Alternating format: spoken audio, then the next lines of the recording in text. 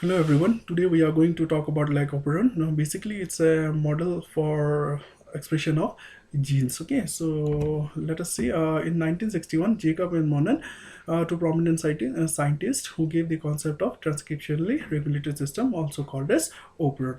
So this was first identified as a mode of gene expression controlled by the operons. A polycystic structural gene regulated by a common promoter and regulatory gene is referred to as operon. Examples are your Lac Operon, then tryptophan operon, and so on. So, what is a polycystic gene?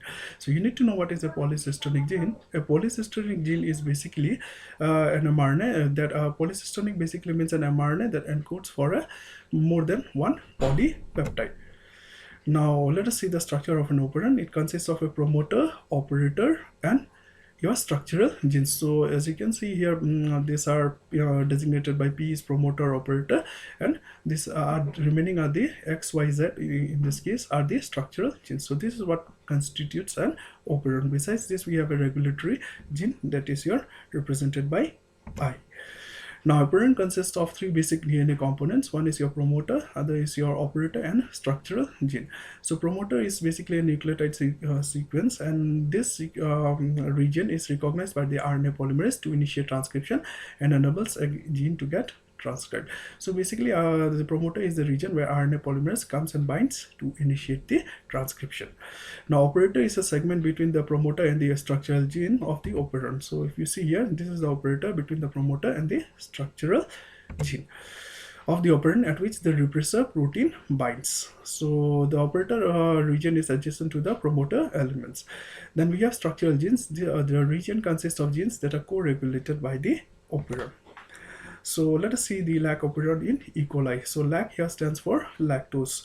Now lactose basically what happens in this case when glucose is available, this system will remain switch off. Now as such, glucose is the preferred source of energy for the cells. Now what happens? What if you are providing lactose in the medium instead of glucose? So the system cannot die off. So what it does is this: it has to take up lactose and then it has to convert it into glucose and other forms, which is done through the operon. So let us see the Lac Operon. So this was first close association between Jacob and Monod in 1961, as we have earlier referred. In Lac Operon, Lac basically refers to lactose. A polycystic structural gene is regulated by a common promoter and structural gene. Such arrangement is common in bacteria and is referred to as operon. So here, polycystic, as I told you earlier also, an mRNA that codes for more than one polypeptide. The Lac Operon consists of one regulatory gene, that is your I gene, which basically stands for inhibitor. Okay, please keep that in mind. I is for inhibitor, and three structural genes, that is your LAC-Z, LAC-Y, and LAC-A. So LAC-Z is basically responsible for the production of your beta galactosidase, an enzyme which breaks down or hydrolyzes lactose into glucose and galactose. LAC-Y is responsible for the production of permease, an enzyme which is responsible for increasing the permeability of the cell to beta galactosidase, and LAC-A is basically for trans-acetylase production. Now lactose is the substrate for the enzyme beta galactosidase, and it regulates switching on and off of the operon. So basically lactose is the one which is regulating the operon.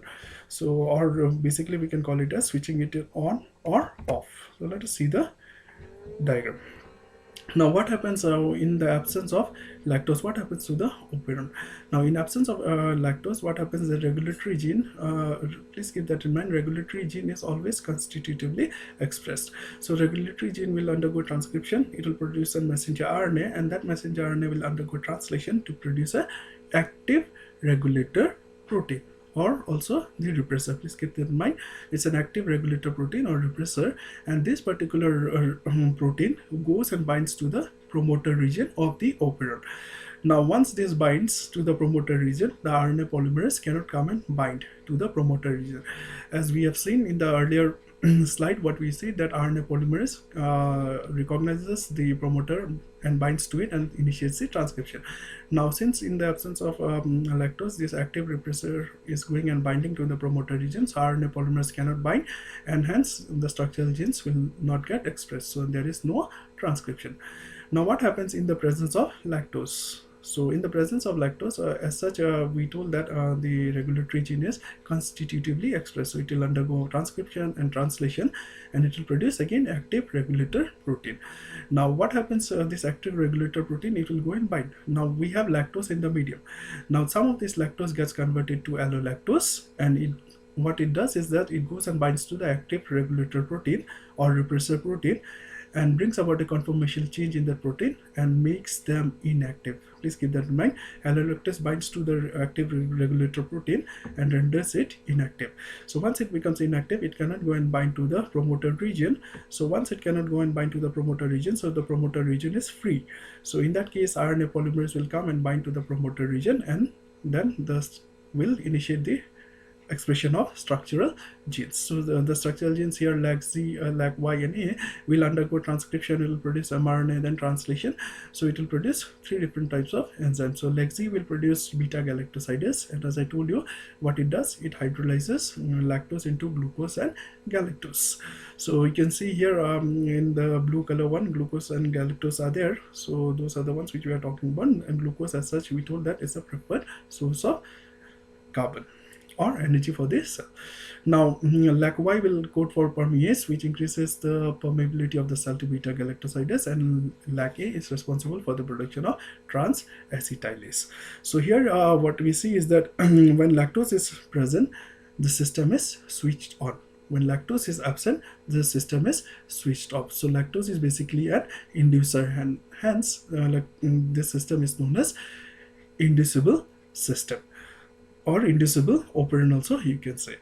So this was all about your regulation of gene expression. So thank you for watching the video, and please do subscribe.